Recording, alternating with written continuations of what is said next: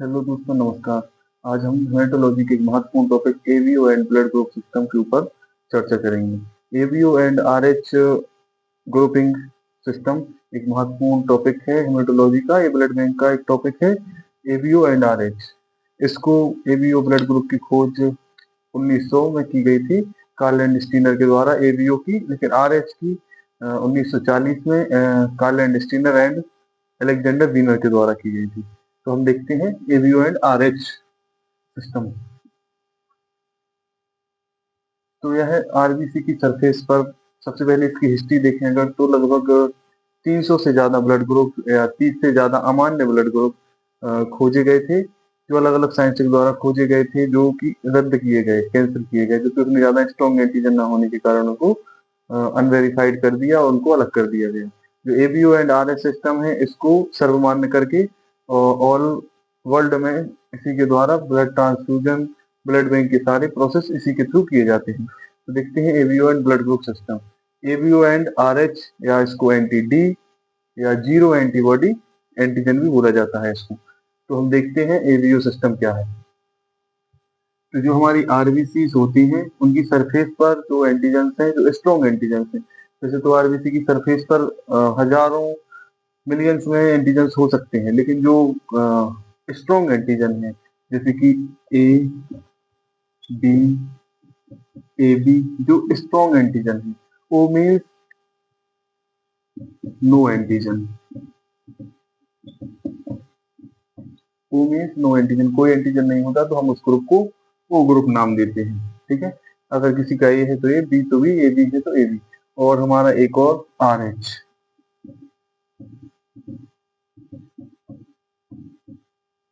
R H antigen.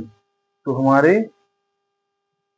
चार group होते हैं, पॉजिटिव नेगेटिव मिला के 8 हो जाते हैं टोटल। तो 4 ग्रुप होते हैं, जो कि आर एच एंटीजन पॉजिटिव और नेगेटिव होता है। ए भी एक टाइप का एंटीजन है, जो कि आरबीसी की सरफेस पर प्रेजेंट होते हैं। ठीक है, ए बी और आर एच एंटीजन आरबीसी की सरफेस पर होते हैं। ये एंटीजन स्ट्रॉन्ग है। एंटीजन तो और भी हो सकते हैं, एक्स वाई करके भी एक ब्लड ग्रुप आया था। ठीक है, और भी एंटीजन हो सकते हैं, लेकिन वो स्ट्रॉन्ग एंटीजन नहीं है। हो सकता है वो ब्लड ट्रांसफ्यूजन के दौरान या अन्य प्रोसेस के दौरान स्ट्रॉन्ग नहीं हो, नहीं दिखे, वो नहीं डिटेक्ट हो पाए, तो इसलिए उनका कोई वो नहीं है। ये एंटीजन ऐसे हैं कि जो हीमोलिसिस दे सकते हैं, हीमोलाइसिस या एग्लूटिनेशन। हीमोलाइसिस या एग्लूटिनेशन, ये एंटीजन एंटीबॉडी रिएक्शन हो सकती है, स्ट्रॉन्ग एंटीजन है, इसलिए हम इनको डिटेक्ट करते हैं। तो एवीओ एंटीजन बनने की प्रोसेस, इस सब के पीछे एक एंटीजन होता है, एच एंटीजन, जिसको बोला जाता है एच एंटीजन, जिसका नाम है। यह सबसे पहला एंटीजन है। अगर बात की जाए आरबीसी की, तो आरबीसी की सरफेस पर सबसे पहले इसको प्रिकर्सर एंटीजन भी बोला जाता है, यह सबसे पहले आता है। फिर उसके बाद हमारे जो ग्रुप हैं ए बी और ए बी, इसके बाद ही बनते हैं, या ओ जिसको बोला जाता है। 4 टाइप के ग्रुप इस एच एंटीजन के बाद ही बनते हैं, मतलब प्रिकर्सर एंटीजन है। अगर इसकी सरफेस पर गैलेक्टोज जुड़ता है, गैलेक्टोज अगर जुड़ता है तो ए एंटीजन, गैलेक्टोज नाम का कार्बोहाइड्रेट या शुगर मॉलिक्यूल जुड़ता है तो ए एंटीजन, ए ग्रुप बनता है। अगर वही बात की जाए एन एसिटाइल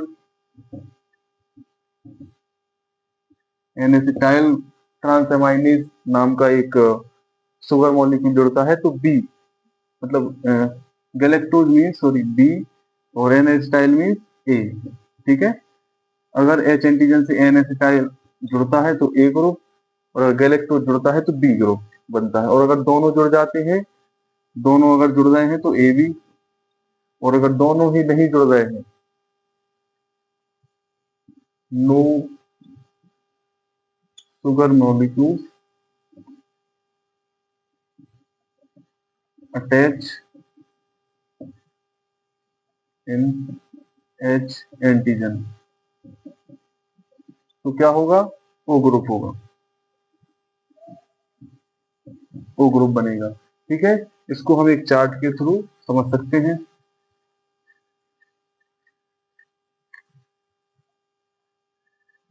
ये हमारा टॉपिक है फॉर्मेशन ऑफ ब्लड ग्रुप। ठीक है, तो जैसे एच एंटीजन से गैलेक्टोज जुड़ता है या एन एसिटाइल ट्रांसएमाइनेज अगर जुड़ता है तो ग्रुप का नाम क्या होगा? ए ग्रुप। वहीं अगर बात की जाए एच एंटीजन से गैलेक्टोज जुड़ता है, गैलेक्टोज अगर जुड़ता है तो हमारा ग्रुप बनेगा बी ग्रुप। ठीक है, और अगर एच एंटीजन से ये दोनों एन एसिटाइल प्लस गैलेक्टोज दोनों अगर जुड़ जाते हैं तो बनता है हमारा ए बी ग्रुप। और एच एंटीजन से नो शुगर मॉलिक्यूल्स अटैच तो बनेगा हमारा ओ ग्रुप। ठीक है, ओ ग्रुप को जीरो ग्रुप भी कहा जाता है।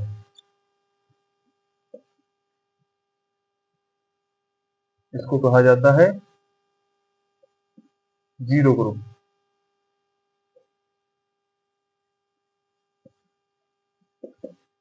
Antigen group. ठीक है, मीन्स इसमें कोई एंटीजन प्रेजेंट नहीं होता, ना ए ना बी, क्योंकि इसमें ना एन एसिटाइल ट्रांसएमाइनेज और ना गैलेक्टोज, दोनों में से कोई भी शुगर मॉलिक्यूल नहीं जुड़ता है एच एंटीजन पर, तो इसमें कोई भी एंटीजन नहीं होता है प्रेजेंट। ठीक है, ये फ्लो चार्ट है इसका।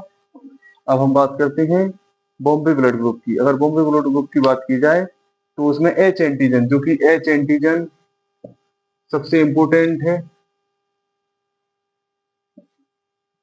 आरबीसी की सरफेस पर सबसे पहले आता है। बॉम्बे ब्लड ग्रुप में यह नहीं पाया जाता, एच एंटीजन ही नहीं होता, तो ए बी की बात तो होगी नहीं उसमें, और उसका ब्लड ग्रुप लगता है ओ नेगेटिव जैसा।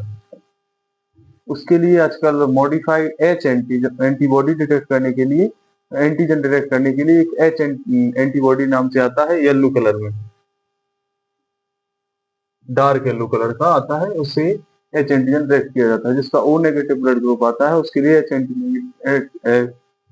एंटीबॉडी डिटेक्शन जरूरी हो जाता है, ताकि उसका पता चल सके कि रेयर ब्लड ग्रुप तो नहीं है उसका। ठीक है, एच एंटीजन एब्सेंट तो नहीं है। ठीक है, एच एंटीजन पर हम बात करेंगे, बॉम्बे ब्लड ग्रुप पर बात करेंगे हम आगे। अभी हमारा टॉपिक है ब्लड ग्रुप। तो ब्लड ग्रुप का क्लियर कॉन्सेप्ट है ये पूरा। अगर आपका ये कॉन्सेप्ट क्लियर है तो ब्लड ग्रुप आपको बिल्कुल इजी है। ठीक है, एंटीजन एंटीबॉडी वाला अगर आपका कॉन्सेप्ट क्लियर है, मीन्स आपको किसी भी तरीके का क्वेश्चन आपके सामने आएगा तो आप उसको सॉल्व कर पाएंगे।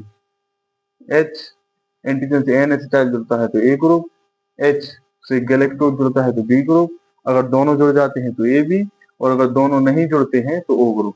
ठीक है, इस कॉन्सेप्ट को आप याद रख सकते हैं, इसको आप स्क्रीनशॉट ले सकते हैं।